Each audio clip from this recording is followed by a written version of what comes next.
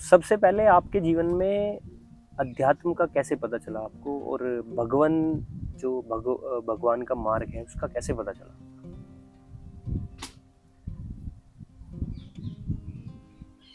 देखिए, मैं ब्राह्मण परिवार से पहले तो बताऊं बिलोंग करता हूं। अच्छा। और मैंने अपने दादाजी को भी देखा और पिताजी को तो देखा ही है। जी।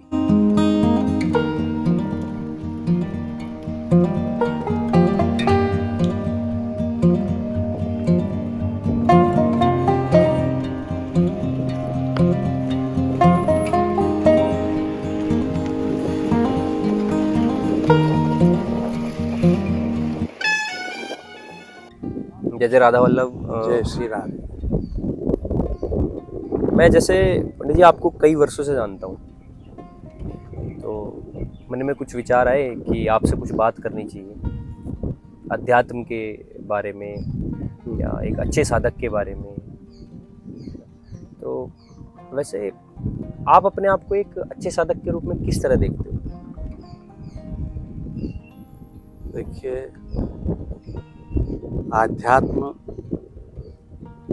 बहुत गहन विषय है और हम गृहस्थी हैं। जी। तो गृहस्थी में जो पारिवारिक समस्याएं हैं उनसे ज़्यादा जूझता है इंसान। साधना उस स्तर की नहीं बन पाती जिस स्तर पे मानव स्वच्छंद रह के, जैसे कहते हैं विद्या जो होती है, विद्यार्थी के 5 लक्षण। अच्छा। वे 5 कौन कौन से हों?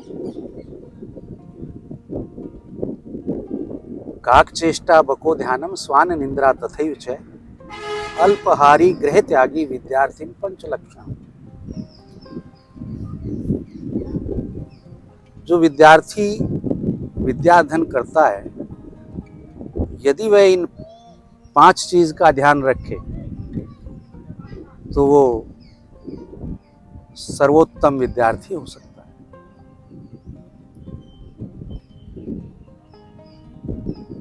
काक चेष्टा, कज्ञ जैसी चेष्टा। अच्छा। बको ध्यानम, बुगले जैसा ध्यान। काक चेष्टा बको ध्यानम स्वान निंद्रा, कुत्ते जैसी नींद। मतलब जब जरा सा पिंच किया उठ जाए। अरे वाह। स्वान निंद्रा तथैव च अल्पहारी, कम खाने वाला। कम खाने वाला, कम भोजन करने वाला। ज्यादा करेगा पढ़ के सोएगा। अल्पहारी गृह त्यागी। गृह त्याग का मतलब ये नहीं कि घर को छोड़ के जाओ, नहीं, घर के झंझटों से दूर रहना। कौन परिवार में किसके साथ किसकी लड़ाई हो रही है, उन झंझटों से दूर रह के अपना विद्या अध्ययन पे ध्यान देना, तो वो सर्वोत्तम विद्यार्थी बन सकता है। ऐसे ही आध्यात्म का है। यदि हम पारिवारिक झंझटों में रहेंगे तो उस स्तर की साधना नहीं कर पाएंगे जो आध्यात्म की लाइन है। लेकिन फिर भी चूंकि मनुष्य जीवन का जो लक्ष्य है, वो मुख्य लक्ष्य यही है कि ईश्वर प्राप्ति का साधन बनाना, कि ईश्वर से कैसे मिला जाए। अब उसमें कर्म करना है हमें। कृष्ण जी ने कहा है, कर्मण्येवाधिकारस्ते मा फलेषु कदाचन। कर्म करो, फल की इच्छा मत करो। कर्म जैसा करोगे फल तो मिलेगा। अच्छा करोगे अच्छा, बुरा करोगे बुरा। में अध्यात्म का कैसे पता चला आपको, और भगवान जो भगवान का मार्ग है उसका कैसे पता चला?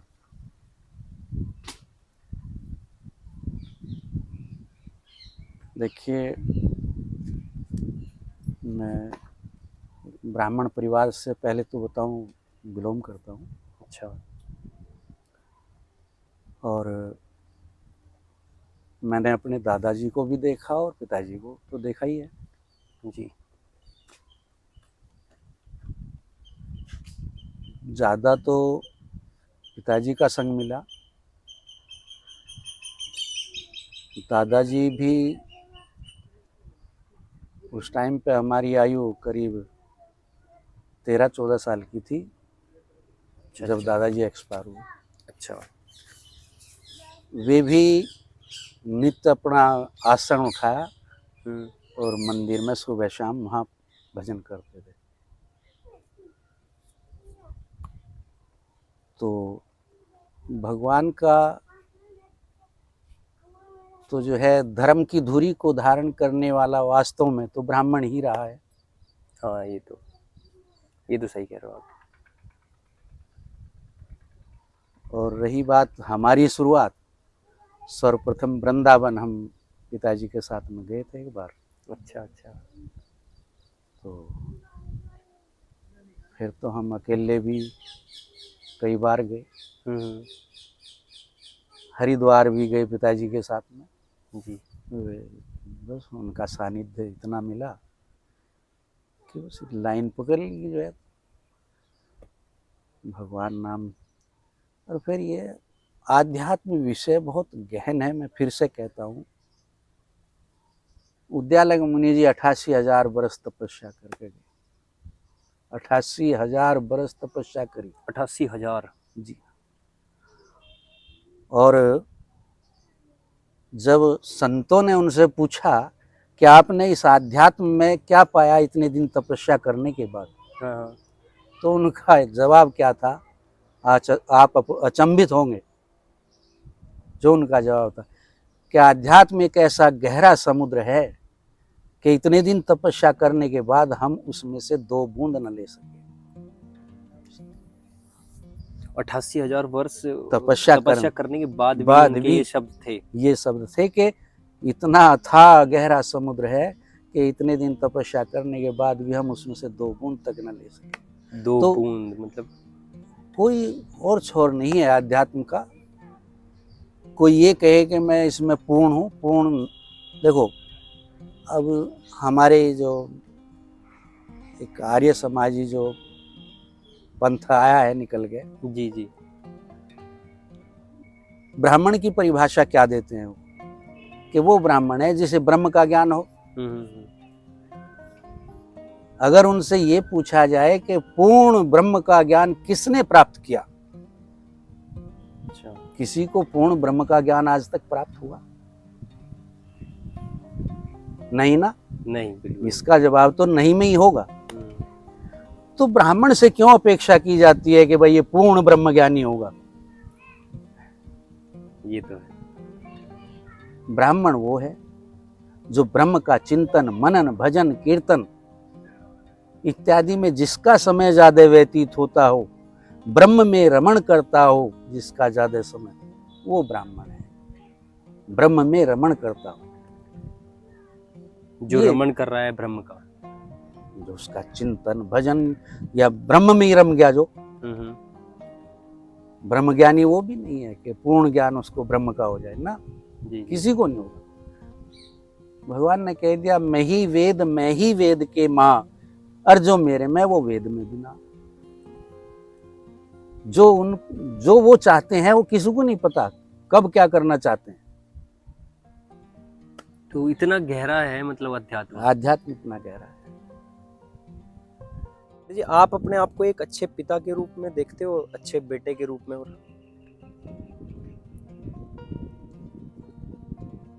ये कैड़ा प्रश्न है।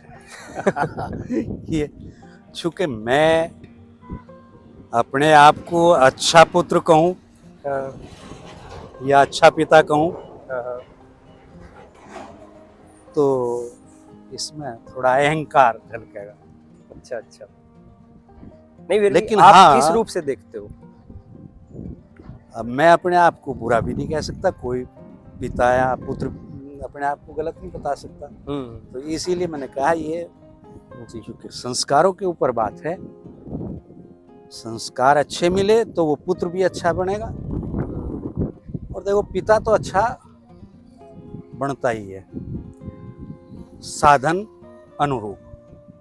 चूंकि साधन नहीं है तो पुत्र भी ये कह देगा आगे चल के, कहला क्या करा मेरा।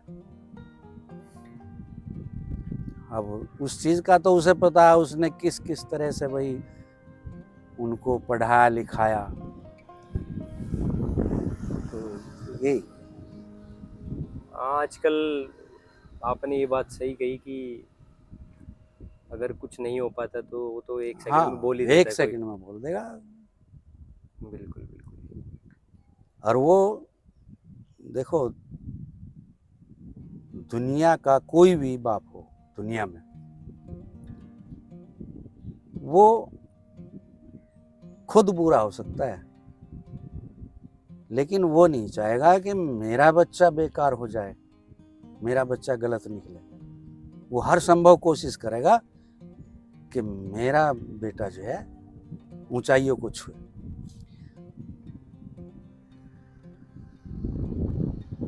माँ तो गोदी में ले बच्चे को कि बेटा तू वहां तक देख जहां तक मैं देख सकती हूँ, लेकिन पिता सिर पे बैठा होगा, कंधे पे बैठा होगा कि तू वहां तक देख जहां तक मैं भी ना देख सका। पिता तो ये होता है।